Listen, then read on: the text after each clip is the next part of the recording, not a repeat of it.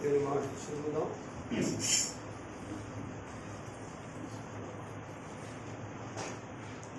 కొరింథీ మొదటి పత్రికలో నుండి దేవుని వాక్యాన్ని ధ్యానించేద్దాం. కొరింథీ మొదటి పత్రిక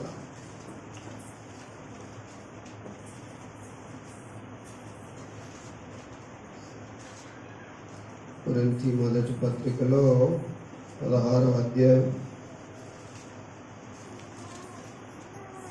13వ వాక్యం సిల్వయ్య గారు చదివిపిస్తారు. 16వ అధ్యాయం 13వ వాక్యం. మెలకువగా ఉండుడి, విశ్వాసమందు నిలకడగా ఉండుడి, పౌరుషము గలవారై ఉండుడి, బలవంతులై ఉండుడి, మీరు చేయు కార్యములన్నీ ప్రేమతో చేయుడి. కూర్చోండి.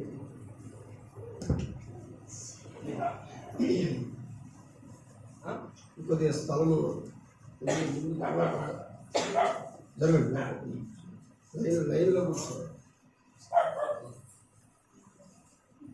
సర్వాధికారి, సర్వశక్తిమంతుడు, పరిశుద్ధుడు, నిన్ననేడు నిరంతరం ఏకరీతిగా ఉన్న మన దేవునికి స్తుతియు మహిమ ఘనత యుగయుగాలు కలుగునుగాక. హల్లెలూయా. ఇంత చక్కటి సమయాన్ని ప్రభు మనకిచ్చి ఆ శ్రేష్టమైన ఆయన మాటలను ధ్యానించడానికి, మరి వినడానికి ఇచ్చిన గొప్ప కృప దయకై ప్రత్యేకంగా దేవుని మనం స్తుతించాలి, ఆరాధించాలి. మనం చదువుకున్నటువంటి వాక్య భాగంలో నుండి ఈరోజు ఒక మాట గురించి మనం ధ్యానం చేయలేనాం. మెలకువగా ఉండుడి అనే మాట. మెలకువగా ఉండుడి అనే మాట మీద మనం కొన్ని నిమిషాలు ధ్యానం చేద్దాం. మెలకువ అనేటువంటి మాట నిద్రపోకుండా ఉండండి అని కాదు. మెలకువగా ఉండండి అంటే నిద్రపోకుండా ఉండండి అనే మాట కాదు, అర్థం కాదు. మెలకువగా ఉండండి అంటే జాగ్రత్తగా ఉండండి అని ఇక్కడ బైబిల్ వాక్య ప్రకారం. మెలకువగా ఉండండి అంటే జాగ్రత్తగా ఉండండి, కొద్దిగా హుషారుగా ఉండండి అని అర్థం. మనం చాలాసార్లు కొన్నిటిలో కొన్ని విషయాల్లో మెలకువలు తీసుకుంటాం. ఒకటి, మన పిల్లల విషయంలో మనం మెలకువ తీసుకుంటాం. మన బిడ్డలు బాగా చదువుకోవాలని, ఆరోగ్య విషయంలో, వారి చదువు విషయంలో, వారి తిండి విషయంలో, వారి ప్రవర్తన విషయంలో మనం ఏం తీసుకుంటాం? మెలకువ తీసుకుంటాం. ఒకవేళ జాగ్రత్త మెలకువ తీసుకోకపోతే మన పిల్లలు పాడైపోతారు. అలాగనే మన పొలాల విషయంలో మనం మెలకువలు తీసుకుంటాం. మన ఉద్యోగం విషయంలో మనం మెలకువ తీసుకుంటాం. కాబట్టి ఇంటి విషయం కానీ మరి ఏ విషయమైనా సరే కొన్ని మెలకువలను మనం ఏం చేస్తాం? తీసుకుంటాం. కాబట్టి మెలకువ ఎందుకు అంటే మరి ఏ పొరపాటు జరగకుండా ఉండడానికి. జాగ్రత్త తీసుకుంటే మరి మనం ఊహించని అనార్థం జరగకుండా, మనం దెబ్బతినకుండా హుషారుగా జాగ్రత్తగా ఉంటాం. డబ్బు విషయంలో కూడా మనం మెలకువగా ఉండాలి. డబ్బు సరిగా మనం ఉపయోగించుకోకపోతే అది అవసరమైనప్పుడు లేనప్పుడు చాలా కష్టపడుతుంది మనం. డబ్బు విషయం కూడా మనం మెలకువగా ఉండాలి. కాబట్టి ఇలాంటి విషయాల్లో అన్నింటిలో కూడా మనం మెలకువగా ఉండాలి. మనకు తెలుస్తుంది మనం మెలకువలు తీసుకుంటున్నాం కనుకనే ఇంత దూరం ప్రయాణించాం. మన బిడ్డల విషయంలో, మన భర్త విషయంలో, మన భార్య విషయంలో, మన పిల్లల విషయంలో, మన చదువుల విషయంలో, మనం అన్ని విషయాల్లో కూడా ఏం తీసుకుంటున్నాం? మెలకువలు తీసుకుంటున్నాం కనుక జాగ్రత్తగా మనం ఉండగలుగుతున్నాం. కానీ ఆ మెలకువ కాదు ఇక్కడ చెప్పబడే మెలకువ. కనుక మనం ఈరోజు ధ్యానం చేయబోతున్నాం. అసలు ఏ విషయాల్లో మనం మెలకువ తీసుకోవాలి? మెలకువ తీసుకోమని మెలకువగా ఉండుడి అన్నారు ఇక్కడ. కనుక ఏ విషయములలో మనం మెలకువగా ఉండాలి అన్నది ఈరోజు మనం ధ్యానం చేస్తున్నాం. ఒకటో, మెలకువ ఎందుకు వస్తూ మనం తీసుకోవాలో వాక్య భాగంలో మనం చూద్దాం. పేతురు మొదటి పత్రిక, పేతురు గారు రాసిన మొదటి పత్రిక 5వ అధ్యాయము 8వ మాటను మనము చదువుదాం. నిబ్బరమైన బుద్ధి గలవారై మెలకువగా ఉండుడి. మీ విరోధి అయిన అపవాది గర్జించు సింహం వలె ఎవరిని మృంగుదునా అని వెదకుచూ తిరుగుతున్నాడు. ఇక్కడ ఒక మెలకువ గురించి చెప్పారు పౌలు పేతురు గారు భక్త కోటికి పత్రిక రాస్తూ మెలకువగా ఉండండి, జాగ్రత్త అని చెప్పారు. దేని విషయం మెలకువ ఇక్కడ తీసుకోమన్నారు? దేని విషయమై మెలకువగా ఉండమన్నారు? అపవాది గురించి మెలకువగా ఉండండి. నిబ్బరమైన బుద్ధి గలవారై మెలకువగా ఉండండి. ఎందుకు అంటే మీ విరోధి అయిన అపవాది గర్జించు సింహం వలె ఎవరిని మృంగుదునా అని వెదకుచూ తిరుగుతున్నాడు. ఎవరి గురించి మెలకువ తీసుకోవాలి? అపవాది గురించి, సాతాను గురించి. సాతాను మనకు వైరి, మన విరోధి, మనకు శత్రువు. మనలను నష్టంలోనికి, కష్టంలోనికి మరి నడిపించి బాధ పెట్టేవాడు, దేవుని నుండి మనల్ని ఎడబాటు చేసేవాడు. ప్రతిదానికి, ప్రతి కీడుకు వాడే కారణం. మేలు అన్నది అతడు చేయనేరడు, కీడే చేస్తాడు ఎప్పుడు. అలాంటప్పుడు సాతాను విషయంలో మనం అజాగ్రత్తగా ఉన్నామనుకోండి, వాడు మనల్ని పడగొట్టి వెళ్ళిపోతాడు, వాడు మనల్ని చెడగొట్టి వెళ్ళిపోతాడు. ప్రతి శోధనకు కారకుడు, ప్రతి బలహీనతకు కారకుడు, ప్రతి ఇబ్బందికి కారకుడు, ప్రతి అబద్ధానికి, మోసానికి కారకుడు వాడే. యేసుక్రీస్తు ప్రభు అపవాది గురించి చెప్పారు. యోహాను సువార్త 8వ అధ్యాయము 43వ వాక్యంలో యేసయ్య అపవాది గురించి చెప్పారు. అపవాది లేక సాతాను ఎలాంటి వాడు అన్నది తెలియజేశారు. మీరేనా నా మాటలు గ్రహింపకున్నారు ఉన్నారు, మీరు నా బోధ విననేరుకుండుట వల్లనే కదా. అలానే కదా. మీరు మీ తండ్రి యగు అపవాది సంబంధులు, మీరు మీ తండ్రి యగు అపవాది సంబంధులు. మీ తండ్రి దురాశలు నెరవేర్చగోరుచున్నారు, మీ తండ్రి దురాశలను నెరవేర్చగోరుచున్నాడు. ఆది నుండి వాడు నరహంతకుడయుండి, ఆది నుండి వాడు నరహంతకుడయుండి సత్యమందు నిలిచిన వాడు కాడు, సత్యమందు నిలిచిన వాడు కాడు కాడు. వాని యందు సత్యమే లేదు, వాని యందు సత్యమే లేదు. వాడు అబద్ధమాడినప్పుడు తన స్వభావము అనుసరించియే మాట్లాడును, తన స్వభావమును అనుసరించియే మాట్లాడును. వాడు అబద్ధికుడును, అబద్ధమునకు జనకుడై ఉన్నాడు. అపవాది గురించి ఇక్కడ ప్రభు సెలవిచ్చాడు చాలా స్పష్టంగా. అపవాది యొక్క స్వభావం ఎలాగుంటది, అపవాది మాటలు ఎలాగుంటాయి, అపవాది ఏం చేస్తాడు, ఎలాంటి వాడు అన్నది క్లియర్గా యేసయ్య మనకు తెలియజేశాడు. కనుక అపవాది విషయమై మనం జాగ్రత్తగా ఉండకపోతే, మెలకువగా ఉండకపోతే, అపవాది మోసములో, ఉచ్చులో, అపవాది యొక్క వాడి చిక్కులో మనం పడిపోతాం. అందుకొరకు దేవుని పిల్లలమైన మనం అపవాది విషయంలో ఎలా ఉండాలి? మెలకువగా ఉండాలి. మొట్టమొదటి మెలకువ దేని గురించి అంటే దేని గురించి? అపవాది గురించి. అందుకని మెలకువగా మనం ఉండాలి. మరి మొదటి కొరింథీ పత్రిక 16-13 మనం చదువుకున్న ప్రకారం మనం మెలకువగా ఉండాలి. కనుక ఏ విషయంలో మనం మెలకువగా ఉండాలంటే పేతురు గారు రాసిన పత్రిక 1వ అధ్యాయం 5-8 ప్రకారము మనము సాతాను విషయంలో ఎలా ఉండాలి? మెలకువగా ఉండాలి. ఎందుకు అంటే సాతానుడు అబద్ధికుడు, మోసగాడు, అతడు చంపువాడు, ఆత్మహత్య చేయవాడు, అతడు అబద్ధికుడు, అబద్ధమునకు జనకుడు. ప్రతి మోసం, ప్రతి అబద్ధము, ప్రతి చెడు వాడి నుండే జరుగుతుంది. అందుకొరకు దేవుని పిల్లలమైన మనలో దేవుని యొక్క సుగుణాలు, దేవుని యొక్క గుణాలు మనలో రావాలే కానీ దేవుని పిల్లలుగా సాతాను స్వభావం, సాతానుని యొక్క వైఖరి మనలో ఏది కూడా ఉండకూడదు. కాబట్టి పగ, కోపము, ఈర్ష్య, ద్వేషము, కలహము, కక్ష, కనుక ఇటువంటివన్నీ కూడా సాతాను సంబంధమైనటువంటి గుణాలు. కాబట్టి ఇవేవి కూడా దేవుని పిల్లల యొక్క మనసులలో ఉండకూడదు. అందుకోసము సాతానుని మనము ఒక కన్ను వేసి ఉంచాలి. వాడి వెనకాల ఒక కన్ను పెట్టాలి మనం. లేకపోతే ఎప్పుడు మనల్ని ఎటువంటి హానికి గురి చేస్తాడో తెలియదు. ఈనాడు యవన కాలంలో ఎంతమంది చెడిపోతూ ఉన్నారు యవనస్తులు.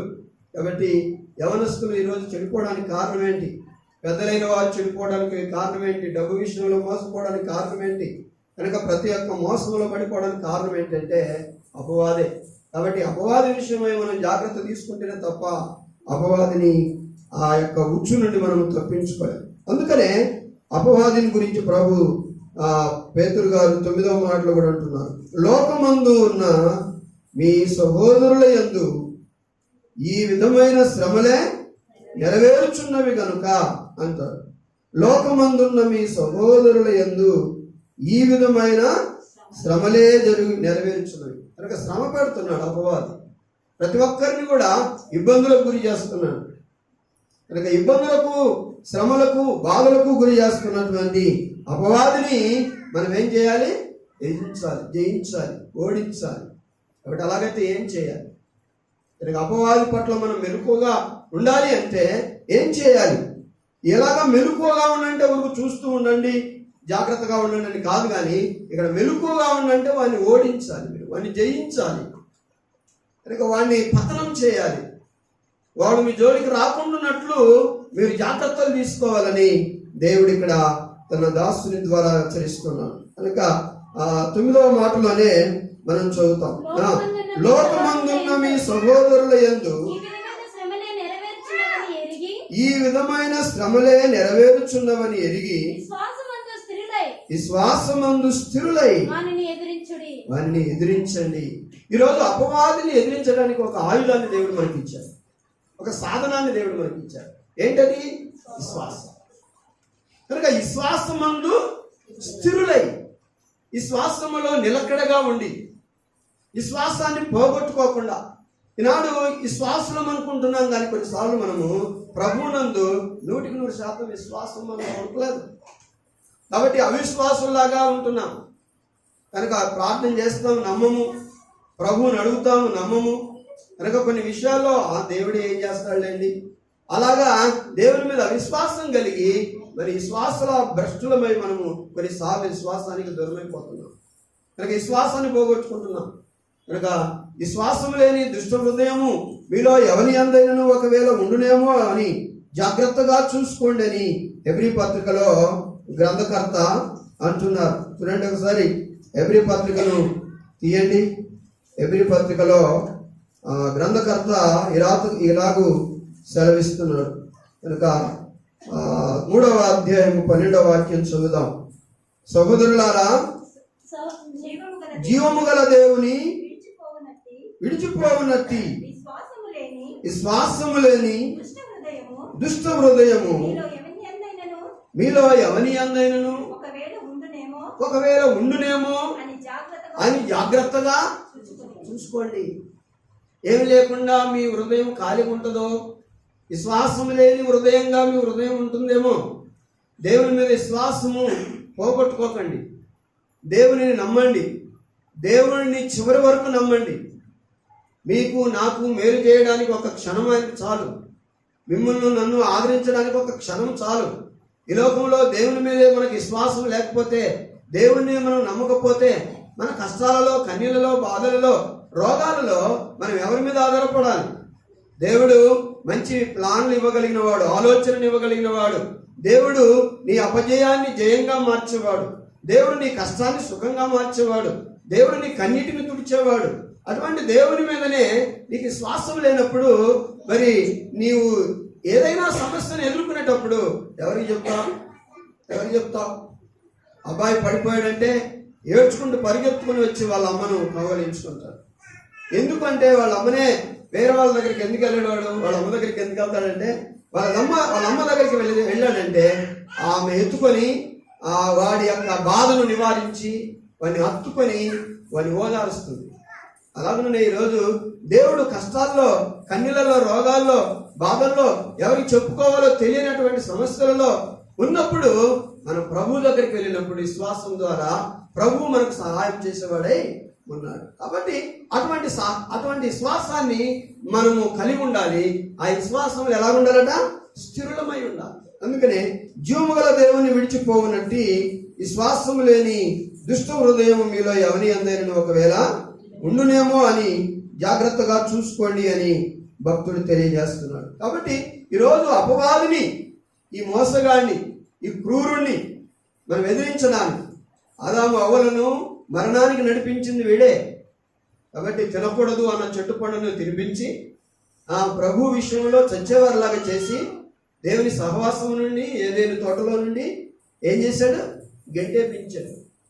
కాబట్టి ఈ రోజున ప్రతి మోసానికి వాడే కారకుడు, ప్రతి ఇబ్బందికి వాడే కారకుడు. అటువంటి వాడిని మనం ఎదిరించాలి. అటువంటి వాడిని మనం జయించాలంటే మన దగ్గర ఉండవలసిన సాధనం ఏంటి అంటే విశ్వాసం. విశ్వాసం ఉండాలి. కాబట్టి విశ్వాసం యొక్క విలువ తెలుసా? విశ్వాసాన్ని పోగొట్టుకున్న ఈ బట్టలు జరిగిపోయినా మరొక బట్టలు మరి వేరే బట్టలు తెచ్చుకోవచ్చులే అని మనం అనుకోవచ్చు. ఈ ఇల్లు పోయినా మరొక ఇల్లు కొనుక్కోవచ్చులే అనుకోవచ్చు. కానీ విశ్వాసం పోతే మనం ఎలా తెచ్చుకుంటాము? విశ్వాసం నీ స్వాధీనం లేదు. పోగొట్టుకుంటే నువ్వు పోగొట్టుకోవచ్చు, కానీ తెచ్చుకోవడానికి నీ స్వాధీనంలో లేదు. విశ్వాసాన్ని ఇచ్చేవాడు ఎవరు? దేవుడు. ఎబ్రీ పత్రిక 12:1 మనం చూస్తాం.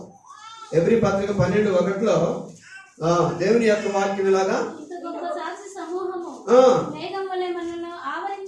ఆవరించి ఉన్నందున మనం కూడా ప్రతి భారమును విడిచిపెట్టి ఎవరు కర్త విశ్వాసానికి? యేసయ్య. విశ్వాసానికి కర్త అయిన వాడే, విశ్వాసానికి కర్త అయిన వాడే విశ్వాసాన్ని ఇస్తాడు. కానీ విశ్వాసాన్ని ఇవ్వలేని వాడు కర్త ఎలాగా అవుతాడు? అందుకని విశ్వాసానికి కర్త విశ్వాసానికి కర్త, దానిని కొనసాగించే దేవుడు ఆయన. విశ్వాసాన్ని అలాగే కంటిన్యూగా మనలో ఆయన కొనసాగించే దేవుడు. విశ్వాసానికి కర్తయు దానిని కొనసాగించువాడునైనా యేసు వైపు చూచుచు మన ఎదుట ఉంచబడిన పందెములో ఓపికతో పరిగెత్తుదుము. ఎవరు విశ్వాసానికి కర్త? యేసయ్య. దాన్ని కొనసాగించేవారు కూడా ఎవరు? యేసయ్య. కాబట్టి ఆయన స్వాధీనంలో మనం ఉన్నప్పుడు మన విశ్వాసాన్ని స్థిరంగా ఉంచుతారు, మన విశ్వాసాన్ని బలంగా ఉంచుతారు, మన విశ్వాసాన్ని నిలకడగా దేవుని బిడ్డలారా ఉంచుతాడు. విశ్వాసం యొక్క విలువ తెలుసునా? విశ్వాసం ఎంత గొప్ప విలువైందో పేతురు పత్రిక 1వ అధ్యాయం 7వ వాక్యాన్ని మనం చదువుతాం. 7వ వాక్యం విలువ, విశ్వాసం యొక్క గొప్ప విలువ మనం ఇక్కడ చూస్తాం. నశించిపోవు సువర్ణము అగ్ని పరీక్ష వలన శుద్ధపరచబడుచున్నది కదా. ఎలాంటిదంటే విశ్వాసం అమూల్యమైనది. మూల్యమైనదంటే మూల్యం. ఇవన్నీ కూడా ఇక్కడ ఉన్న వస్తువులన్నిటికి కూడా మూల్యాలు ఉన్నాయి, ధరలు ఉన్నాయి. మూల్యం అంటే ధర, ఒక ధర. కనుక అన్నిటికీ ధరలు ఉన్నాయి. ఆ ధరల కంటే ఎక్కువ ఎవరు కొనుక్కోడు, అదే ధర, ఇంకా తక్కువ కడుగుతారు. కానీ విశ్వాసానికి ఒక ధర లేదు, మూల్యం లేదు విశ్వాసానికి. అది అమూల్యమైంది. అమూల్యమైంది అంటే వెల ఇచ్చినా కొనలేనిది.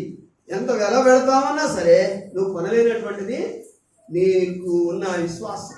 కాబట్టి అటువంటి విలువైన అమూల్యమైన నీ విశ్వాసాన్ని నువ్వేం చేయకూడదు, పోగొట్టుకోకూడదు. దాన్ని స్థిరంగా ఉంచుకోవాలి. ఇంకా విశ్వాస అభివృద్ధి కొరకు ప్రార్థన చేయాలి. విశ్వాస స్థిరత్వం కొరకు ప్రార్థన చేయాలి. విశ్వాసంలో బలపడట కొరకు మనం ప్రార్థన చేయాలి. కాబట్టి విశ్వాసం యొక్క విలువ ఎంత అంటే దానికి వెలకట్టలేనంత విలువ. బంగారం దానికి సరిపోదు, వెండి దానికి సరిపోదు, ఈ లోక వెలగలిగిన వస్తువులు ఏవి కూడా దానికి సరిపోవు. విశ్వాసం చాలా విలువైంది. కాబట్టి దేవుని యందు ఆ విశ్వాసాన్ని మనము పొందుకొని దాన్ని స్థిరంగా ఉంచుకోవాలి. కనుక స్థిరమైన విశ్వాసం నీకుంటే దేవుడు సాతానుని నీకు లోబరుస్తాడు. అందుకని ఇక్కడ మనం చూసాం, విశ్వాసమందు స్థిరులై వారిని ఎదిరించండి. కనుక సాతానుని ఎదిరించే శక్తి నీకు కావాలంటే బాగా తిని మంచి పర్సనాలిటీని పెంచుకుంటే నువ్వు దాన్ని ఎదిరించలేవు, నేను దాన్ని ఎదిరించలేను. మంచి బలము కలిగి జిమ్ముకు వెళితే దాన్ని మనం ఎదిరించలేము. కాబట్టి ఈ లోకంలో బలగాల చేత దాన్ని మనం ఎదిరించలేము, ఏ ఆయుధాల చేత దాన్ని మనం ఎదిరించలేం. కానీ ఒక ఆయుధాన్ని దేవుడు మనకి ఇచ్చాడు. ఏంటది? విశ్వాసం. దేవునికి స్తోత్రం. కనుక సాతానుడు దేవుని తర్వాత బలమైన వాడు. అసలు బలమైన సుపీరియర్ ఎవరంటే దేవుడే. కాబట్టి సాతాను దేవుని కంటే తక్కువ వాడే, మనిషి కంటే ఎక్కువ వాడు వీడు. కానీ ఈరోజు మనకంటే ఎక్కువైనా, సాతాను దేవుని కంటే తక్కువైనా ఈ అపవాదిని ఎదిరించడానికి తను నమ్మిన పిల్లలకు దేవుడు ఏం చేస్తున్నాడంటే ఒక విశ్వాసాన్ని ఇచ్చి సాతానుని ఎదిరించే శక్తిని ఇస్తున్నాడు. దేవునికి స్తోత్రం. అపవాదిని ఎదిరించడానికి నీ భయం నుండి వాడిని ఎదిరించడానికి, నీ బాధల నుండి వాడిని ఎదిరించడానికి, నీకు శోధనలు కల్పించే వాడిని ఎదిరించడానికి, కనుక వాడిని నశింపజేయడానికి దేవుడు నీకు విశ్వాసములో నిన్ను స్థిరుడిగా చేసి వాడిని ఎదిరించే శక్తిని నీకు ఇస్తున్నాడు. విశ్వాసమును స్థిరుడుగా నువ్వు లేకపోయి వాడిని ఎదిరించావంటే వాడు నిన్ను ఎదిరిస్తాడు, వాడు నిన్ను ఎదిరిస్తాడు. మనము అపోస్తుల కార్యంలో ఒక మాట చూడాలి. అపోస్తుల కార్యం 19వ అధ్యాయాన్ని తీయండి. అపోస్తుల కార్యములు 19వ అధ్యాయము మనం చూద్దాం. 14వ వాక్యం నుండి చదువుదాం. యూదుడైన స్కెవయను ఒక ప్రధాన యాజకుని కుమారులు ఏడుగురు అలాగు చేయుచుండిరి. ఎలాగు? అందుకు ఆ దయ్యము, నేను యేసుని గుర్తెరుగుదును. ఒక దెయ్యం దగ్గరికి వెళ్ళారు. ఇంకా మీకు కావాలంటే 12వ వాక్యం నుండి చదువుదాం. అతని శరీరమునకు తగిలిన చేతి గుడ్డలైనను. సౌలు గురించి పౌలు గురించి చెప్తున్నారు ఇక్కడ. చేతి గుడ్డలైనను నడికట్లైనను రోగుల యొద్దకు తెచ్చినప్పుడు విడిచెను. దెయ్యములు కూడా వదిలిపోయాను. దేశ సంచారులను మాంత్రికుడునైన కొందరు యూదులు పౌలు ప్రకటించు యేసు తోడు మాట చెప్పి దయ్యములు పట్టిన వారి మీద ప్రభువైన యేసు నామమును ఉచ్చరించుటకు పూనుకొనిరి. యూదుడైన స్కెవయను ఒక ప్రధాన యాజకుని కుమారుడు ఎలాగూ పౌలు గారు ఎలాగైతే చేస్తున్నారో, పౌలు గారి చేతి గుడ్డలు నడికట్టులు అలాగూ అప్పటి నుండి వచ్చాయి. ఇప్పుడు కూడా వస్తున్నాయి. ఈ కర్చీపు మిమ్మల్ని స్వస్థపరుస్తుంది, ఈ కర్చీపు మీ ఇంట్లో పెట్టుకోండి. ఎందుకంటే ఇది పౌలు ఎప్పుడో ఒకసారి చేశాడు, కానీ ఇంక పొద్దాక దాన్నే చేయలేదు, కర్చీపుల వ్యాపారం చేయలేదు పౌలు గారు. ఒకసారే, అది పౌలు గారు కూడా కాదు, వేరే వారు తీసుకుని వెళ్ళి ఆ రోగుల మీద పెట్టినప్పుడు, ఆ దెయ్యాల దగ్గర పెట్టినప్పుడు అవి వారిని వదిలిపెట్టి వెళ్ళిపోయి, ఇదేదో బాగుంది కర్చీపు బిజినెస్ అని ఇదే కర్చీపులను రెడీ చేయించుకుంటూ కర్చీపు, నూనె బాటలు, క్యాలెండరు ఈ 3 వస్తేనే ప్రార్థన చేస్తానని ఎప్పుడు కూడా ఎవరు పౌలు గారు చెప్పలేదు. కాబట్టి ఇప్పుడు ఎట్లా ఉందంటే, ఏదైనా దేవుని వరాన్ని పొందిన దైవజనులు ఏం చేస్తున్నారంటే, నువ్వు స్టేజ్ మీద నాతో ప్రార్థన చేయించుకోవాలంటే నీవు నాకు స్పాన్సర్ అయినా చేయాలి, లేకపోతే క్యాలెండరు, కర్చీపు, నూనె బాటలు ఈ 3 కొనుక్కోవాలి. పేదలకు ఎలా దొరుకుతాయి అవి? అంత వెలబెట్టి ఎక్కడ కొంటారు? నూనె బాటలు 100 రూపాయలు, అలాగే క్యాలెండర్ 50 రూపాయలు, కర్చీపు కొంత, ఇంత వెలబెట్టి వారు కొని నీతో ప్రార్థన చేయించుకోవాలంటే ఎలా జరుగుతుంది? అందుకని మన వల్ల కాదు అని చాలా మంది విశ్వాసులు ఏం చేస్తున్నారంటే, ఆయనతో ప్రార్థన చేయించుకోవాలంటే ఇంత ఖర్చు మనం పెట్టలేమని అలాగే వెళ్ళిపోతున్నారు, ఉసురు మంటి వెళ్ళిపోతున్నారు. కాబట్టి ఈ రోజున దేవుని బిడ్డలైన మనము గ్రహించాలి. కనుక ఏది నిజమైన బోధ, ఏది నిజమైన బోధ కాదు అనేది మనము గ్రహించుకుంటే నిజంగా మనం మోసంలో పడిపోతాం, మనము తప్పుడు మార్గంలోకి వెళ్ళిపోతాం. అందుకోసము దేవుని పిల్లారా, ఇక్కడ పౌలు గారు ధరించిన ఆ బెల్ట్, పౌలు గారు తుడుచుకుంటున్నటువంటి ఆ కర్చీపును వారు తీసుకుని వెళ్ళి సమస్యలలో ఉన్న వారిని, రోగాలతో ఉన్న వారిని, అపవాది చేత పీడింపబడుచున్న వారి దగ్గర అవి పెట్టగానే అవి ఏమవుతున్నాయంట? వదిలి వెళ్ళిపోతా ఉన్నాయండి. కనుక వదిలి వెళ్ళిపోతా ఉంటే ఒక యాజకుని కుమారులు 7 మంది కూడా మేము ఇలా చేస్తే భలే ఉంటుంది కదా అని అనుకున్నారు. ఎందుకంటే మా నాన్నగారు పాస్టర్ గారు కాబట్టి యాజకుని కుమారులు, కనుక వాళ్ళు కూడా ఇలాగ చేయిస్తూ ఉన్నారు. ఆ దెయ్యం దగ్గరికి, ఒక దెయ్యం దగ్గరికి వెళ్ళి మీరు ఏం చేశారంటే, ఇదిగో నువ్వు వెళ్ళిపోతావా లేదా అని 7 మంది అన్నారు. అందుకు ఆ దెయ్యం మాట్లాడుతుంది, నేను యేసు నాకు తెలుసు,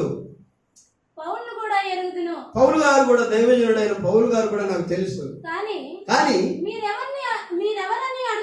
మీరెవరని అడగగా ఆ దయ్యము పట్టినవాడు ఎగిరి వారి మీద పడి దెయ్యం కలిసిందా? ఇక్కడ వీళ్ళు గెలిచారా? దెయ్యం కలిసింది. 7 మంది వెళ్ళారు దెయ్యాన్ని నిలగొట్టడానికి. కాబట్టి వాళ్ళు గద్దించారు. నాకు యేసయ్య తెలుసు, పౌలు గారు కూడా తెలుసు. పౌలు గారు యేసు నామం చెప్తే నేను ఇక్కడ ఉన్నాను, నేను వెళ్ళిపోతాను. ఏమన్నా మీరెవరు నన్ను నిలబడడానికి నా దగ్గరికి మీరు వచ్చారు? నాకు యేసయ్య తెలుసు, పౌలు తెలుసు, మీరెవరు అని ఆ 7 మందిలో 2 లొంగదీసిందంట దెయ్యం. 2 లొంగదీసి ఉతికి పడేసింది. చూసారా? ఎవరు జయించారు ఇక్కడ? అపవాది జయించింది. మరి వాళ్ళెందుకు జయించలేకపోయారు? వాళ్ళ విశ్వాసంలో స్థిరులు కాదు, వారు ప్రార్థన జీవితం లేదు, వారిలో పవిత్రత లేదు. ఈనాడు దెయ్యం మీదకి నువ్వు వెళ్ళి అలాగేలా చేసావంటే దెయ్యం ఊరుకోదు. దెయ్యానికి నీ సంగతి అంతా తెలుసు. తాగుబోతూ నీ భార్య తెలియకుండా కోటర్ వేస్తూ ఉండొచ్చు, కానీ దెయ్యం దగ్గరికి పోతే నీ గుట్టంతా చెప్తుంది దెయ్యం. నువ్వు ఎక్కడ ఎప్పుడు ఉన్నావో దెయ్యానికి తెలుసు. నువ్వేం చేస్తావు? తాగుబోతూ అంటావు.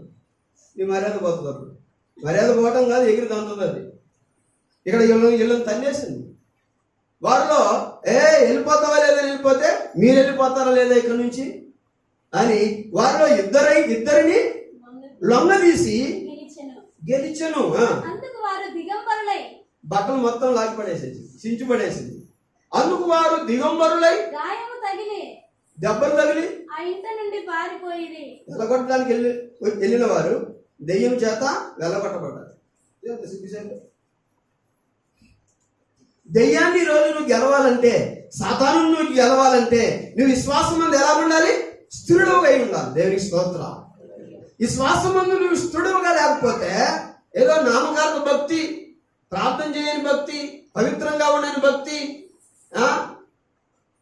ఒకరు పౌడర్ పూసుకొని వెళ్ళిపోయారంట. పౌడర్ పూసుకొని వెళ్ళిపోతే చెమటలు పట్టేసరికి ఆ పౌడర్ అంతా కారిపోయిందంట.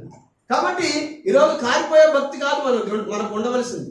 పురుషులైనా స్త్రీలైనా కారిపోయే భక్తి కాదు. కాసేపు బాగానే నిగనిగలాడింది ముఖము, కానీ ఎప్పుడైతే చెమటలు పట్టాయో అదంతా చెమట కారిపోతే ఏముంది? అసలు బ్యూటీ బయటపడింది. అందువరకు ఈరోజు దేవుని పిల్లలమైన మనము మేకప్ వేసుకున్నట్లుగా ఏదో విశ్వాసం నేను కూడా కలిగి ఉన్నాను అని డూపుగా మరి వేషధారణతో మనం ఉండకూడదు. కానీ ఈరోజు స్థిరమైన విశ్వాసాన్ని మనం ఏం చేయాలి? ప్రభు పాదాల దగ్గర పడి ప్రార్థన చేసి దాన్ని సంపాదించుకోవాలి. ప్రభువా, నన్ను విశ్వాసమందు స్థిరునిగా చేయి నాయన, విశ్వాసమందు నిలకడగా చేయి నాయన, విశ్వాసమందు బలవంతునిగా చేయి ప్రభువా, విశ్వాసంలో నన్ను నాయన నిలబెట్టు రాజా అని దేవుని పిల్లలమైన మనం ఏం చేయాలి? దేవుని అడగాలి. విశ్వాసం కొరకు ప్రార్థన చేస్తున్నామా? పవిత్రత కొరకు ప్రార్థన చేస్తున్నామా? అనగా ఎప్పుడు డబ్బు కోసము, ఎప్పుడు ఆరోగ్యం కోసము, ఎప్పుడు ఆలయాల కోసం ప్రార్థన చేస్తున్నావా?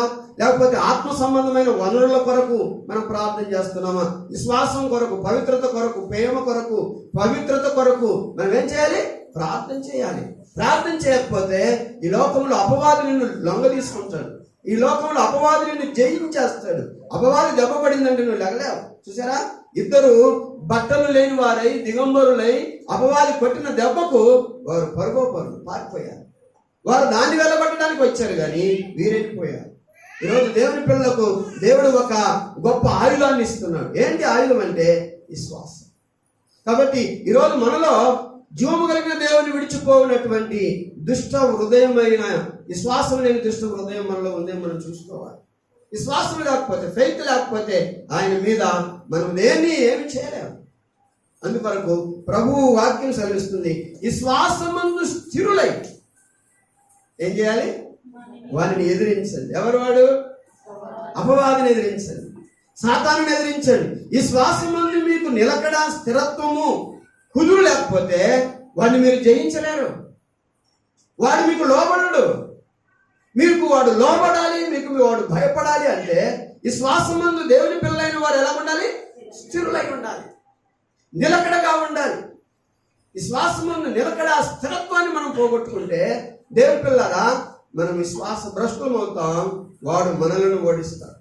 ఈనాడు విశ్వాసం ఎలాగా వస్తుందంటే, బాగా వారు అనుకున్నది జరిగిందనుకోండి, భలే పెరుగుతుంది విశ్వాసం. మనకు వారు అడిగిన దాంట్లో ఏదన్నా తక్కువైందనుకోండి, ఉన్న విశ్వాసం పోతుంది.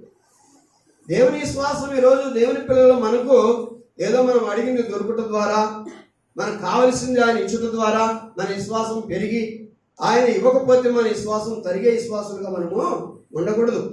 ఆయన ఆరోగ్యం ఇవ్వని, అనారోగ్యం ఇవ్వని, ఆయన మనకు మేలివని, కీడివని, ఆయన మనకు మంచి చేయని, చెడు చేయని, ఆయన ఏదైనా చేయని, ఆయన ఎందుకు మనకున్న విశ్వాసము పోకూడదు. ఆయనలో మనం విశ్వాసం ఉంది ఎలా ఉండాలి? స్థిరులై ఉండాలి. స్థిరులైతే నువ్వు సాతాను జయిస్తావు. ఆయన వాక్యమే చెబుతుంది. కనుక మీరు ఆ విశ్వాసమందు స్థిరులై వారిని ఏం చేయాలి? ఎదిరించాలి. ఎదిరించడం అంటే ఓడించటం, వాడి మీదకి వెళ్ళటం. ఎదిరిస్తారు కొంతమంది. కనుక బలహీనులైనప్పుడు ఎదిరించడానికి వెళ్ళరు, వెనక్కి జరుగుతారు. వాడి పర్సనాలిటీని చూసి, వాడిని చూసి, కాబట్టి మనకెందుకు వచ్చిన గొడవ, మనం వెనక్కి జరుపుకుంటే మంచిది అని అనుకుంటారు. ఈరోజు పర్సనాలిటీని బట్టి, బలమును బట్టి ఇతరులను ఎదిరించడానికి వెళ్తున్నారు. కాబట్టి మనం సాతాను కూడా ఎదిరించాలి అంటే మనకి ఏముండాలి? విశ్వాసం ఉండాలి. విశ్వాసం అని మనం స్థిరులైనప్పుడే వాడిని ఎదిరించడానికి మనకు ధైర్యం ఉంటుంది. విశ్వాసం అనేది స్థిరంగా లేకపోతే వాడు మనల్ని ఎదిరిస్తాడు, మనల్ని తరుముతాడు, మనల్ని గాయపరుస్తాడు, మనల్ని హింసిస్తాడు. ఈనాడు ఎందుకు అనేకులకు దెయ్యాలు వస్తూ ఉన్నాయి? దెయ్యాలు భయపడుతున్నాం. కళల్లో కూడా దెయ్యాలు వస్తున్నాయి. కళల్లో చాలా సఫర్ అయిపోతున్నారు, చాలా మంది బాధపడుతున్నారు. దెయ్యం వచ్చి రాత్రంతా ఇబ్బంది పెట్టింది నన్ను అంటున్నాను. ఎందుకు అసలు నీ దగ్గరికి దెయ్యం వస్తుంది? దెయ్యము దేవుని బిడ్డ దగ్గరికి ఎట్లా ఎందుకు వస్తుంది? కనుక ఈరోజు నువ్వు దేవునికి దూరం అయిపోతున్నావు. ప్రార్థన జీవితం లేదు, పవిత్రమైన జీవితము నువ్వు సంపాదించుకోవాలి. విశ్వాసం ముందు స్థిరులు కావాలి. కనుక నీ దగ్గరికి దెయ్యమే రావటమే, నీ దగ్గర నుండి దెయ్యం పారిపోవాలి. అందుకని ప్రభు అంటాడు, అపవాదిని మీరు ఎదిరించాలంటే మీకేముండాలి? విశ్వాసం ముందు మీరు స్థిరులై ఉండాలి, మీరు నిలకడై ఉండాలి. ఈరోజు చాలా మంది, కొందరు విశ్వాసులు ఉంటారు ఇంట్లో, కొందరు అవిశ్వాసులు ఉంటారు ఇంట్లో. అవిశ్వాసులను ఆధారం చేసుకొని ఇంట్లోకి సాతాను వస్తాడు. అవిశ్వాసంలో ఏదైనా బలహీనత ఉందనుకోండి, ఆ బలహీనతలను వాడు ఆధారం చేసుకొని ఇంట్లోకి వస్తాడు సాతాను. ఎందుకంటే ఇంట్లో ఉన్న వాళ్ళందరూ స్ట్రాంగ్గా ఉన్నారు. వారి హృదయంలోకి వెళ్ళడానికి కానీ, వారిని ఇబ్బంది పెట్టడానికి కానీ సరిపోడు. వారి విశ్వాసంలో స్థిరులై ఉన్నారు. మరి ఎలా వస్తున్నాడు సాతాను ఇంట్లో కంటే, అవిశ్వాసులైన వారు వారికి ఉన్న బలహీనతలు, వారికి ఉన్న కొన్ని దురలవాట్లను ఆధారం చేసుకుని వాడు వారి వెంట వచ్చేస్తా ఉన్నాడు. మా ఇంట్లోకి ఏంటండి సాతాను వచ్చాడు, బైబిల్ ఉన్నాయి, పాఠ పుస్తకాలు ఉన్నాయి, ప్రార్థన చేస్తున్నాను. నీ దగ్గరికి రాడు, నీ కొడుకుతో వస్తాడు. నీతో రాడు, నీ భర్తతో వస్తాడు. ఎందుకంటే నీ భర్త కుదురుగా లేడు, స్థిరుడు కాదు, ఇంకా నీ కుమారుడు ఇంకా స్థిరుడు కాదు. అందుకని ఎవరైనా ఏదైనా పాపానికి లోబడినా, ఎవరు ఏదైనా దురలవాటుకు లోబడినా వారితో పాటు సాతానుడు వచ్చేస్తాడు. అందుకని మనం అందరం కూడా విశ్వాసం ముందు స్థిరులం అనుకోండి, మనం అన్ని ఏం చేయొచ్చు? ఎదిరించవచ్చు. ఏంటని నేను ఎదిరిస్తా, ఏంటి నీ లొల్లి అని ఎదిరిస్తా, ఏం చేస్తావు నువ్వు అని ఎదిరిస్తా. అప్పుడు వాడు నీ దగ్గర ఉన్నాడు, వెళ్ళిపోతాడు. దేనికి స్తోత్రం. కాబట్టి మొట్టమొదటిగా మనకు ఉండవలసిన మెలకువ ఏంటంటే, అపవాది ఎడల మనం మెలకువగా ఉండాలి. అపవాది ఎడల మనం మెలకువగా లేకపోతే వాడు నిన్ను నాశనం చేస్తాడు, నీ కుటుంబాన్ని నాశనం చేస్తాడు, నీ జీవితాన్ని నాశనం చేస్తాడు, దేవునికి ఉపయోగపడకుండా నిన్ను భ్రష్టునిగా చేస్తాడు. అందుకనికి అపవాదిని ఎదిరించడానికి నీకేం కావాలంటే స్థిరమైన విశ్వాసం కావాలి. నేనేంటి బాగా రాయలాగున్నాను, నాకేం ఏ జబ్బు లేదు, నాకు డబ్బులో కొరత లేదు, నాకు ఆరోగ్యంలో కొరత లేదు, ఇంటికి కొరత లేదు, తినేదాంట్లో కొరత లేదు, అన్నీ ఉన్నాయి. కానీ నీకు దేవుని ఎడల భక్తి భయం లేదు. కొన్ని దురలవాట్లు నీలో ఉన్నాయి, కొన్ని చెడలవాట్లు నీలో ఉన్నాయి. ఆ చెడలవాట్లు, ఆ దురలవాట్లు నువ్వు ఎప్పుడైతే మానుకుంటావో అప్పుడు అపవాదిని ఎదిరిస్తావు. నీకు ఆ దురలవాటు పెట్టిన వాడు వాడే, సాతానే. ఆ దురలవాటు నీకు పెట్టి నిన్ను వాడేం చేశాడు? లొంగ తీసుకున్నాడు. ఇప్పుడు నువ్వు దేవునికి లోబడి లేవు, సాతానుకు లోబడి ఉన్నావు. దేవుని బంధకాల్లో, దేవుని యొక్క భద్రతలో నువ్వు లేవు, సాతాను బంధకాల్లో నువ్వు ఉన్నావు. అందుకొరకు దేవుని పిల్లలమైన మనము అపవాదిని ఎదిరించాలంటే మనలో ఉన్న చెడ్డలవాట్లు, దురలవాట్లు అన్నిటి కొరకు కూడా కన్నీరు గార్చి ఉపవాసం నుండి ప్రార్థన చేసి మనం సరి చేసుకొని ఆ యొక్క స్థిరమైన విశ్వాసాన్ని సంపాదించుకొని వారిని మనం ఏం చేయాలి? ఎదిరించాలి. ఎదిరించినప్పుడు అప్పుడు వాడు మన ఎదురుని వెళ్ళిపోతాడు. లేకపోతే నీతోనే ఉంటాడు, నీతోనే ఆ పని చేపిస్తూ ఉంటాడు, నిన్నే వాడుకుంటుంటాడు, నిన్నే పాడు చేస్తూ ఉంటాడు. కాబట్టి ఈ రోజున ప్రభు చెప్తున్నాడు, మీరు సాతాను పట్ల మెలకువగా ఉండండి. వారిని జయించడానికి ఒక మంచి ఆయుధం నేను మీకు ఇస్తాను. ఏంటి ఆయుధం అంటే, ఈ శ్వాసమందు ఏమై ఉండాలి? స్థిరులై ఉండి వారిని మీరు జయించండి, వారిని మీరు ఎదిరించండి అని చెప్తున్నాడు. కనుక దేవుని మాటలో ఒక మాటను మనము దేవుని వాక్యంలో ఒక మాట మనం చదువుదాం. ఎఫెసీ పత్రిక 6వ అధ్యాయం 16వ వాక్యం చదువుదాం. ఎఫెసీ పత్రిక 6:16. ఇవన్నీ గాక విశ్వాసమును డాలు పట్టుకొనుడి. దేనితో? విశ్వాసం అనే డాలుతో మీరు దుష్టుని అగ్ని బాణములన్నిటినీ ఆర్పుటకు దేవునికి స్తోత్రం. హల్లెలూయా, హల్లెలూయా. ఏంటదా? ఇవన్నీ కాక విశ్వాసం అనే డాలును మీరు కలిగి ఉండాలి.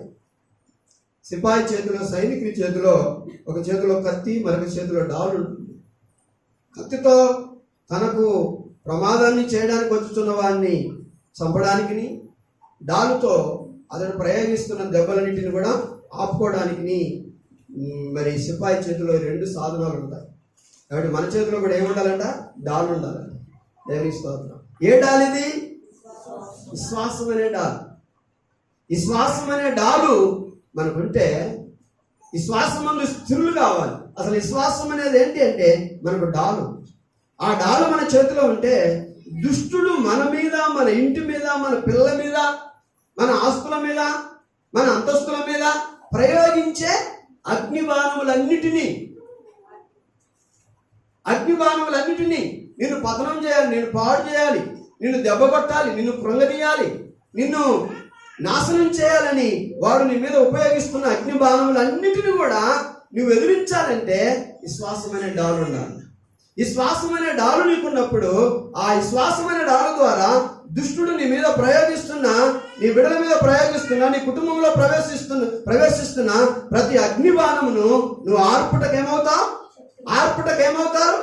శక్తి గలవారం అవుతాం మనము. దేవునికి స్తోత్రం. ఆ విశ్వాసమైన డాలు లేకపోతే వాడు వచ్చి అన్నిటిని కాల్ చేసి వెళ్ళిపోతాడు, కూల్ చేసి వెళ్ళిపోతాడు, పాడు చేసి వెళ్ళిపోతాడు. అందుకొరకు దేవుని పిల్లమైనటువంటి మనము విశ్వాసమైన డాలును కలిగి ఉండాలి. ఈ డాలు మనకు లేకపోతే అపవాది మన మీద వేస్తున్న అగ్నిబాణములను మనం ఏం చేయలేం? ఆర్పలేము. ఆర్పకపోతే ఏమైపోద్ది? కాలిపోతాయి, బూడిదైపోతాయి. కనుక ఆ బూడిద కాకుండా ఆర్పాలి అంటే ఆర్పటకు శక్తి కలిగింది ఏంటి?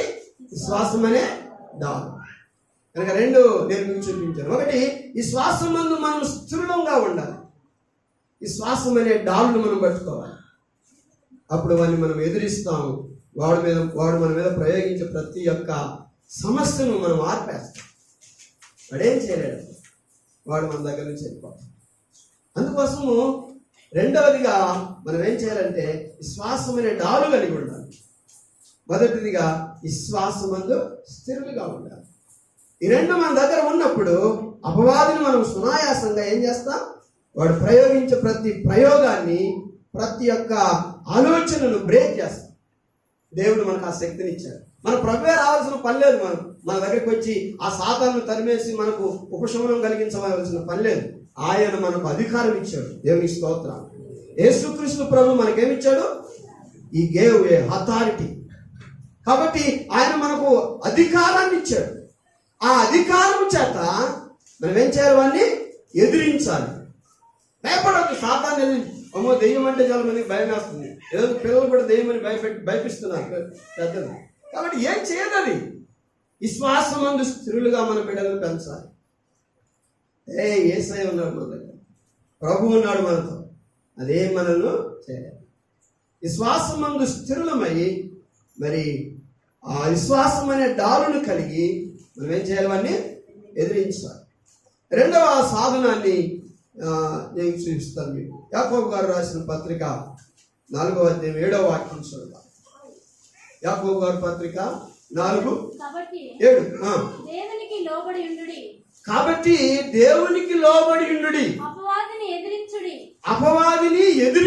అప్పుడు వాడు మీ యొద్ద నుండి పారిపోవును. దేవునికి స్తోత్రం. హల్లెలూయా. సంతోషంగా లేదా మీకు? దేవునికి స్తోత్రం. హల్లెలూయా. ప్రభు ఒక మాట ఇక్కడ యాకోబు భక్తుల ద్వారా ప్రభు ఒక మాట సెలవిస్తున్నాడు. దేవునికి లోబడి ఉండుడి. లోబడటమే మనకొక ఆయుధం. దేవునికి స్తోత్రం. దేవునికి నువ్వు ఎంతగా లోబడతావో, ఆయన వాక్యానికి ఎంతగా లోబడతావో, ఆయన మాటలకు ఎంతగా లోబడతావో, ఆయనకి ఎంతగా భయపడతావో అదే నీ ఆయుధం. సాతానుడు నువ్వు లోబడే కొలది సాతానుకు నువ్వంటే భయం. నువ్వు దేవునికి లోబడే కొలది సాతానుకు నువ్వంటే భయం. నువ్వు వస్తూ ఉంటే వాడికి భయం, నువ్వు మాట్లాడితే వాడికి భయం, నువ్వు ఏం చేస్తావనన్నా భయం. కాబట్టి ఇదే వాక్యం కృష్ణ క్యాంపులో మనం ధ్యానం చేస్తూ వచ్చాం. ప్రార్థన అయిపోయినట్టునే మాకు ఒక దెయ్యం వచ్చేసింది ఊపుకుంటూ. కాబట్టి అని ఎదురిస్తుంది, కాబట్టి జడిపిస్తుంది. అది అదేం చేసామంటే యేసు నామములో నీకు ఆజ్ఞాపిస్తుంది, వెళ్ళిపో అని చెప్పగానే ఆ దెయ్యము కూలి కింద పడుతుంది. కాబట్టి విశ్వాసమందు మనము స్థిరులుగా ఉండి, తర్వాత విశ్వాసం అనే డాలును మనము కలిగి దాన్ని ఎదిరించాలి. రెండవది మనకుండే సాధనం ఏంటి అంటే దేవునికి లోబడాలి. అమ్మా వింటున్నారా? ఎవరికి లోబడాలి? ఈరోజు ఎదురు తిరగటం అన్నదే నీ ఓటానికి కారణం. దేవునికి ఎదురు తిరిగావనుకో నువ్వు ఓడిపోతున్నావు, మెల్లమెల్లగా డౌన్ అయిపోతున్నావు. దేవునికి ఎంత భయపడతావో, దేవునికి ఎంత లోబడతావో, దేవుని వాక్యానుసారంగా ఎంతగా జీవించాలని ఆశపడతావో అంతగా నీ వృద్ధిలోకి వస్తావు. శత్రువు నిన్ను చూస్తే వణికిపోతాడు, అపవాది నిన్ను చూస్తే భయపడతాడు. కాబట్టి నువ్వు దేవునికి లోబడితే నీకు దేవుడిచ్చే సాధనం. దేవునికి లోబడుతున్నామో సార్ ఆలోచించండి. దేవునికి లోబడటం అంటే దేవుడు చెప్పిన మాటకు వినడమే, విని దాని ప్రకారము నడుచుకోవటమే దేవునికి లోబడటం. దేవుని మాటలు విని దేవుని మాటల ప్రకారం మనం నడవకుండా నేను దేవునికి చాలా లోబడతాను. దేవునికి లోబడేవారు అందరినీ గౌరవిస్తారు. దేవునికి లోబడే భార్య భర్త కూడా లోబడుతుంది. పెద్దలకు అందరికి కూడా గౌరవిస్తారు. దేవునికి లోబడే భర్త భార్యను కూడా ప్రేమిస్తాడు, పిల్లలను కూడా చక్కగా చూసుకుంటాడు, ఇరుగు పొరుగు వారిని కూడా తృణీకరించాడు, వారిని కూడా గౌరవిస్తాడు. దేవునికి ఎదురు తిరిగే వాళ్లకు అందరికీ ఎదురు తిరుగుతుంటారు. అందరినీ మరి ఎడల చెడ్డ పేర్లు సంపాదించుకుంటుంటారు. దేవునికి లోబడే మనుషులంగా మనం ఉండాలి. ఆయనకి ఎప్పుడు కూడా లోబడాలి, ఆయనకి ఎప్పుడు కూడా లొంగాలి. ప్రభువా నీ ఇష్టమే నా జీవితంలో నెరవేరాలి. ఇప్పుడు నేను వేసే ప్రతి అడుగు ప్రభువా నీ చిత్త ప్రకారమే నేను వేయాలి. నేను మాట్లాడే ప్రతి మాట నీకు ఇష్ట ప్రకారమే నేను మాట్లాడాలి. నేను చేసే ప్రతి పని నీ ఇష్ట ప్రకారమే చేయాలి. నీకు విరోధమైన ఏది కూడా నా దేహం ముందు జరగకూడదు. నా మాటలు నీకు విరోధంగా నేను మాట్లాడకూడదు. ప్రభువా నన్ను క్షమించు, ఇంతవరకు నేను గాయపెట్టాను, బాధ పెట్టాను, ఇబ్బంది పెట్టాను, నేను ఇతరులను ఎంతమందినో గాయపరిచాను, ఆయన నన్ను క్షమించు అని ప్రభువు దగ్గర మనం క్షమాపణ కోరి మనం దేవునికి ఏం చేయాలి? లోబడాలి. మీరు చెప్పిందే చేస్తాను ప్రభువా, మీకు విరోధంగా నేను ఏది చేయను నాయన అని దేవుని సన్నిధిలో మనం ప్రార్థన చేసుకుని ఆయన వాక్యానుసారంగా నడిచినప్పుడు మనం దేవునికి లోబడే వాళ్ళం. దేవునికి లోబడితే ఏం జరుగుతుందో తెలుసా? దేవుడు ఒక గొప్ప విజయాన్ని నీకు ఇస్తాడు. ఎవరి మీద తెలుసా? ఈ లోక జనుల మీద కాదు, ఈ లోక జనుల కంటే పైవాడు సాతానుడు బలవంతుడు, వాడి మీద నీకు అధికారం ఇస్తాడు. ఏం లేదు అంటే పోవడం ఏం చేయాలట? దేవునికి లోబడి అపవాదిని ఎదిరించుడి.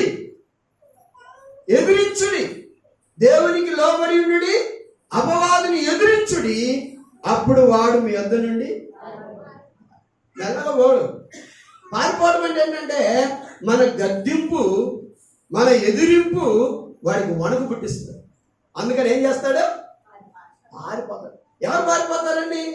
భయపడేవాడే పారిపోతాడు, భయపడని వారు పారిపోడు, ఎదురు తిరుగుతాడు. ఇంకా కనుక మన గద్దింపు, మన ఎదిరింపు దేవునికి లోబడి మనం ఎదిరించుట వలన, దేవునికి లోబడి మనం వాడిని గద్దించుట వలన వాడిలో భయం పుట్టి వాడు మన దగ్గర నుండి ఏం చేస్తాడు? పారిపోతాడు. నీ ఇంట్లో నుంచి పారిపోతాడు. ఇప్పుడు భార్య భర్తలకు ఎందుకు పడకుండా ఉంటుంది? రోజు వస్తుంది. ఎందుకు మీ ఇంట్లో కొట్లాటలు? ఎందుకు మీ ఇంట్లో కొట్లాటలు ఎందుకు జరుగుతాయి? దేవుని పిల్లలు కదా మీరు, ఒకరినొకరు అర్థం చేసుకుంటున్నారు కదా, ఎందుకు కొట్లాడు? ఒకవేళ భర్త కోపపెడితే భార్య తగ్గించుకోండి, భార్య ఏదైనా కోపపడితే భర్త తగ్గించుకోండి. తగాదా జరగకుండా, సాతానునికి అవకాశం ఇవ్వకుండా దాన్ని మనము జయించేవారుగా ఉండాలి. తల్లులకును పిల్లలకును సమాధానం లేదు, తండ్రికి బిడ్డలకును సమాధానం లేదు. ఎక్కడ చూసినా నెమ్మది లేదు, ఇంట్లో సమాధానం లేదు. నీ భార్యతో నీకు సమాధానం ఉందా? నీ భర్తతో నీకు సమాధానం ఉందా? నీ బిడ్డలతో నీకు సమాధానం ఉందా? డాడీ అని ప్రేమతో నీ దగ్గరికి వచ్చి నిన్ను కౌగలించుకుంటారా? అమ్మా అని ప్రేమతో నీ దగ్గరికి వచ్చి నిన్ను కౌగలించుకుంటున్నారు. ఎందుకు నీవంటే భయం? ఎందుకని నీవంటే వాళ్ళకు పిరికితనం? కాబట్టి నువ్వు ఒక బాసుగా కనపడుతున్నావు. లేదు, నీలో తగ్గింపు లేదు, నీలో ప్రేమించే స్వభావం లేదు. దేవునికి నువ్వు లోబడు, దేవునికి లోబడు. ప్రభా, ఏ విషయంలో నేను నీకు లోబడటం లేదో నాకు తెలియజేయి, ఏ విషయంలో నీకు నేను ఎదురు తిరుగుతున్నానో నాకు తెలియజేయి అని దేవుని అడిగినప్పుడు నీవు దేవునికి విరోధంగా చేసేది ఏంటో దేవుడు నీకు తెలియజేస్తాడు. ఆ విషయంలో నీవు దాన్ని వదిలేసి దేవునికి నువ్వు లోబడినప్పుడు అప్పుడు నీకు దేవుడు ఒక గొప్ప ఆయుధం, సాధనం ఇస్తాడు. అదేంటంటే అపవాదిని గద్దించే ఒక గొప్ప సాధనం ఇస్తాడు. నువ్వు గద్దించినప్పుడు వాడు నీ యొద్ద నుండి పారిపోతాడు, వాడు నీ యొద్ద నుండి పారిపోతాడు. అందుకోసము దేవుని పిల్లలమైనటువంటి మనము అపవాదిని ఏం చేయాలి? గద్దించాలి, అపవాదిని ఎదిరించాలి. ఎందుకంటే ఎఫెసు పత్రికలో మనం చూస్తాం 6వ అధ్యాయంలో మనం పోరాడునది శరీరులతో, 6వ అధ్యాయం 12వ వాక్యం ఎఫెసి, మనం పోరాడునది శరీరులతో కాదు గాని ప్రధానులతోను అధికారులతోను ప్రస్తుత అంధకార సంబంధులకు లోకనాథులతోను ఆకాశ మండలమందున్న దురాత్మల సమూహములతోను పోరాడుచున్నాము. నేను సైలెంట్ గా ఉన్నానని అనుకోవద్దు. రోజు పోరాటం జరుగుతూ ఉంది, రోజు ఏం జరుగుతుంది? పోరాటం జరుగుతుంది. కాబట్టి నువ్వు పోరాడున్నది సామాన్యులతో కాదు, సామాన్యులతో కాదు. ఎవరెవరితో? ప్రధానులతోనూ అధికారులతోనూ అంధకార సంబంధులకు లోకనాథులతోనూ ఆకాశ మండలమందు దురాత్మల సమూహముతోనూ ఏం చేస్తున్నావు? పోరాడుతున్నావు. గలతీ పత్రిక 5:16 ఒకసారి మనం చూస్తే, గలతీ పత్రిక ఆత్మానుసారముగా నడుచుకొనుడి, అప్పుడు మీరు శరీరేచ్ఛను నెరవేర్చరు. శరీరము ఆత్మకును, ఆత్మ శరీరమునకును విరోధముగా అపేక్షించును. ఇప్పుడు శరీరము ఆత్మ రెండు కలవు. మనకు శరీరం ఉంది, ఆత్మ ఉంది, ప్రాణం ఉంది. కాబట్టి శరీరము ఆత్మ దేవుంది, శరీరము నీది. శరీరము ఆత్మ పనులకు లోపడదు. అందుకని యేసయ్య సార్ అన్నాడు, ఆత్మ సిద్ధమే కానీ శరీరము బలహీనం. శరీరము ఆత్మను లొంగ తీసుకోవాలని చూస్తూ ఉండదు. ఏం ప్రార్థనకి వెళ్తావులే, ఇప్పుడు దాకా చేసావు, పడుకో అంటారు. ఏం ప్రార్థన చేస్తావులే, చేసావు కదా, నిన్న 2 గంటలు చేసావు కదా, ఈరోజు సరిపోతులే ఆ డోసు అని చెప్తాడు. కాబట్టి ఎప్పుడు కూడా శరీరము ఆత్మ క్రియలను జరగనివ్వకుండా నీళ్ళు లొంగదీస్తుంది. కానీ మనం ఏం చేయాలంటే ఆత్మానుసారంగా దేవునికి లోబడి మనం ఎప్పుడైతే నడుస్తామో అప్పుడు శరీర క్రియలను మనం ఏం చేస్తాం? లొంగ తీసుకుంటాం, నెరవేర్చాం. శరీర క్రియలు ఎన్నో చేయాలని శరీర కోరికలు మనకు కలుగుతాయి, శరీర ఇచ్చలు మనకు కలుగుతాయి. ఏదన్నా చూసినప్పుడు, ఏదన్నా ఆలోచన చేసినప్పుడు అదే కావాలి, అదే కావాలి అనే ఒక ఆశ మనలో పెరుగుతూ ఉంటుంది. అది దేవునికి ఇష్టం లేకపోయినా కదా అదే కావాలంట. దేవుడు ఆ పండు తినొద్దు అంటుందంటే ఈ మనుషులు ఏమంటున్నారు? అదే కావాలంటున్నారు, అదే కావాలని తీసుకున్నారు, తిన్నారు, పోయారు. కాబట్టి దేవునికి ఇష్టం లేనిది ఎప్పుడు కూడా శరీరాన్ని సాతానుడు ఆధారం చేసుకొని చేపిస్తాడు. కానీ ఆత్మానుసారంగా మనం నడిచినప్పుడు శరీర క్రియలను మనం ఏం చేస్తాం? జయిస్తాం. ఏంటట? శరీరము ఆత్మకును, ఆత్మ శరీరమునకును విరోధముగా పోరాటం జరుగుతుంది. మనలో యుద్ధం జరుగుతుంది. శరీరమేమో ఇలాంటి పాప పనులు చేయమంటుంది, ఆత్మేమో వెదుర చెడిపోతావు, దేవుని దూరం అవుతావు అంటుంది. ఆత్మ ఎప్పుడు కూడా దేవునితో మరి సన్నిహితుడుగా ఉండాలని నీకు ప్రోత్సాహపడుతుంది. శరీరమేమో పాపం చేసి నాశనానికి వెళ్ళిపోమని సాతానుడు దీన్ని ఆధారం చేసుకుని మనల్ని ప్రేరేపిస్తాడు. మనలో పెద్ద పోరాటం జరుగుతూ ఉంది. నీ పోరాటము, నువ్వు దేనికి లొంగిపోతావో అది నీ ఇష్టం. శరీర ఆశలకు లొంగిపోతావా, ఆత్మకు లొంగుతావా? నువ్వు దేనికి లొంగుతావు అది నీ ఇష్టం. దేనికి నువ్వు శరీరానికి లొంగావంటే నాశనం అయిపోతావు. దేవుని ఆత్మకు నువ్వు లొంగినట్లయితే, దేవునికి నువ్వు లొంగినట్లయితే అపవాదం నువ్వు ఏం చేస్తావు? ఎదిరిస్తావు, గద్దిస్తావు. అప్పుడు వాడు నీ యొద్ద నుండి ఏమవుతాడు? ఆరిపోతాడు. ఎదుగుదిస్తున్నాడు దేవుడు. కనుక ప్రభు అంటాడు, నిబరమైన బుద్ధి గలవారే మెలకుగా ఉండండి.